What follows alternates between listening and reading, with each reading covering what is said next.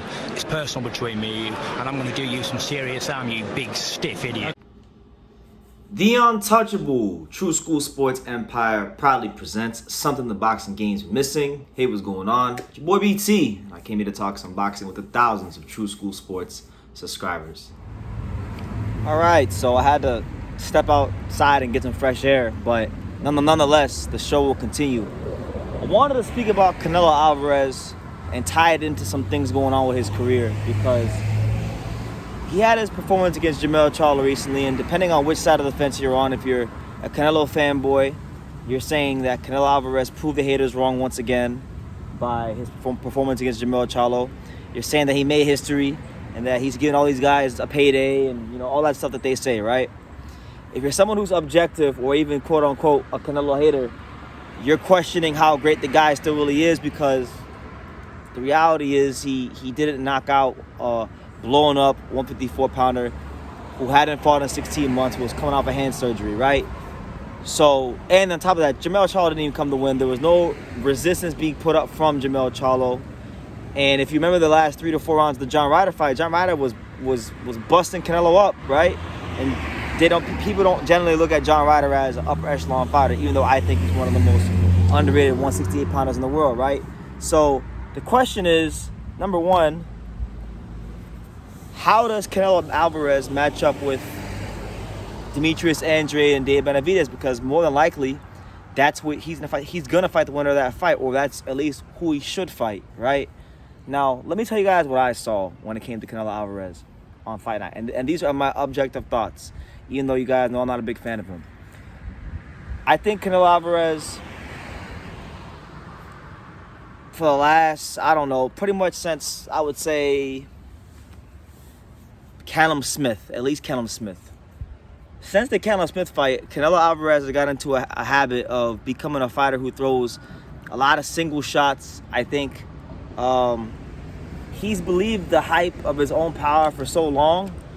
And, I think as his career has progressed, he's been able to fight in spurts even more, right? That was a problem he had early in his career. He liked to fight in spurts, in little short, moments in time during a round.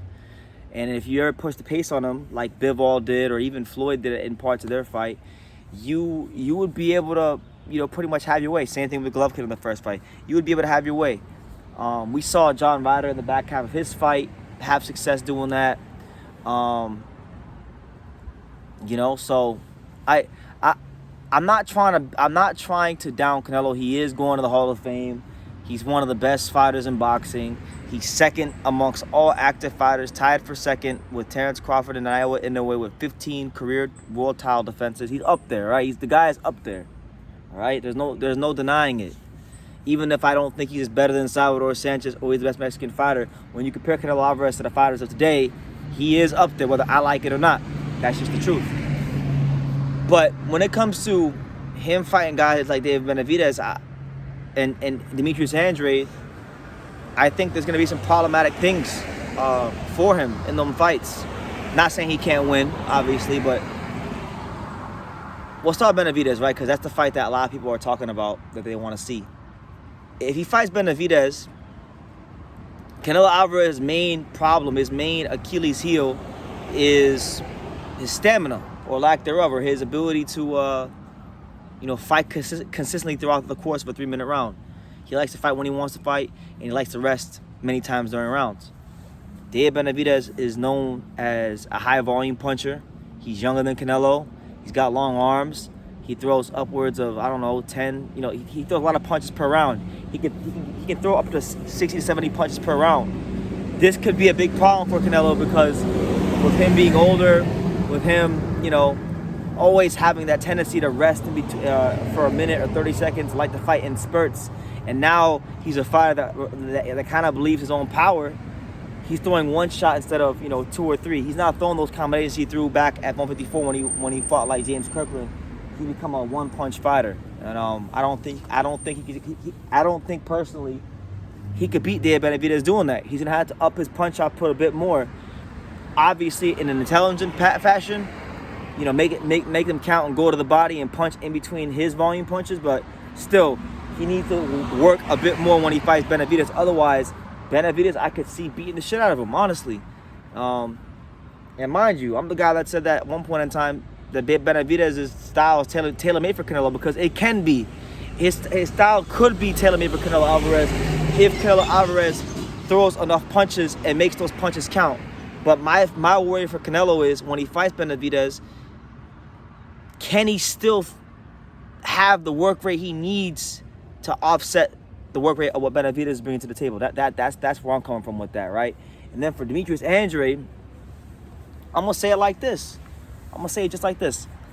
Unlike Charlo, and unlike a lot of guys he's fought, Demetrius Andrade, when he throws punches, and you guys can choose to believe what you want to believe, but history and his fights don't lie. They tell us that, especially in the first 3 to 4 rounds, Demetrius Andrade is very dangerous. He can knock you down, right? And the reason why Andrade gets a lot of these knockdowns early in fights is because he's so unorthodox and he throws punches from such weird angles that it takes a couple rounds to adjust to.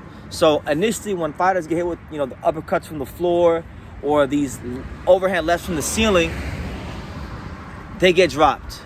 But the thing is, Andrade normally doesn't stop them or go for the kill. He kind of coasts his way to a decision. Now, I don't know if that'll be the case with Canelo. I don't think he'd box any differently because I feel like he's been the same most of his career. I think his route to a victory is a decision. Now, can Andrade beat Canelo by decision? I think so. I think Andrade's long enough, has the athleticism, definitely can punch hard enough to get his respect. I think Canelo, either way you cut it up, slice and dice, is going to have a hard challenge against either one of these two fighters. Now, I want to tie that into Benavdiez Andrade, right? Because somebody asked me, they said, BT, we want you to talk more about Benavdiez Andrade. So here it is, right? I think it's a really interesting fight because on one side you have David Benavidez, who's based his entire existence off Canelo Alvarez. He won't move up to 175 to fight the guys he should be fighting because he wants this fight. A lot of people in boxing are clamoring for this fight. Same could be said for Andrade. He's pretty much made his existence based off of Canelo as well. But it's a bit different with Andrade because Canelo has avoided him multiple times over the course of multiple weight classes. But he also hasn't, there's been times where he hasn't done his, just like Benavidez, he hasn't done his fair share to make it the hardest on Canelo to make that fight happen. You know what I'm saying, right? So, Andrade has a chance to really break a lot of hearts. Like, he has a chance to crush the hearts of the boxing industry and a lot of the boxing fans. And the funniest scenario would be if Andrade beats Benavidez and then Canelo was forced to have to fight him. Because I'll tell you this right now. Even me, I've been hard on Andrade the last year or so for how he handled the Johnny Beck and Zach Parker situation. If he beats David Benavidez, at that point, there is going to be zero excuse for Canelo to not fight him. And Canelo will have to face the music. And we'll have to see who's who. We'll have to see if Canelo really is who they say he is. If Andrade, of course, can show who he is against Benavidez. Now, from the Benavidez side of things, I've been watching a lot of his, not a lot, but I watched he posted like a little training clip of him in the gym the other day. And I know David's always been a big kid. Like, so he's always been a bit fat. But man, even for him, he looked like, his body looked like he'd been eating nothing but cheeseburgers and carne asada and quesadillas and all that stuff since his last fight. Because, I mean, what is it? It's October the 4th or October the 5th right now as I'm shooting this. So if Andrade and Benavidez are going to fight on the reported November 25th date, we're talking about, we're about 7 weeks out from the fight. He looks like he's doing a fat camp. And I'm going to tell you this, you can't be doing no fat camp against Demetrius Andrade. I'm really, really questioning if he's even going to be able to make the super middleweight limit. And I'm going to tell you this, if he can't make the 168 limit against Demetrius Andrade, then there's a lot to be said for that, and how his career has been handled. And I will say a lot about it. So hopefully he can make it. But I think for him as well, the Andrade fight is a chance for him to really just eliminate all doubt that he is the guy that deserves that fight next, apart from Bivol, of course, because Bivol already exposed Canelo. I'm saying exposed outside. But he beats Andrade. He deserves the fight. But I just think, you know, Benavidez has to make the weight. And from what I've seen, he just looks like he's ready to miss weight again. Now, if I could be wrong. Maybe I'm reading too much into it. But he just looks fatter than usual. And, you know, he's normally a fat kid in between fights. He's big. Benavidez walks around like 200+ pounds. He really is like he's really like a cruiserweight that's fighting at super middleweight, or at bare minimum should be fighting a light heavyweight. But he refused to do that because he knows what happened to him if he went to light heavyweight. So he keeps trying to be weight bully, but that's his prerogative. It's a great fight, Benavidez and Andrade. Hopefully they announce it soon because I really want to see that fight. I think Andrade, it's gonna be great seeing Andrade in a big fight. I think it's gonna be amazing seeing Benavidez in a big fight, and at that point, Canelo is gonna have to face the music and fight one of them. So that's kind of my video. That's my video right there. That's what I think about Canelo right now, and how he matches up with those two, and those are my little storylines about Andrade and Benavidez going into the Canelo fight. So you guys can give me your thoughts down below.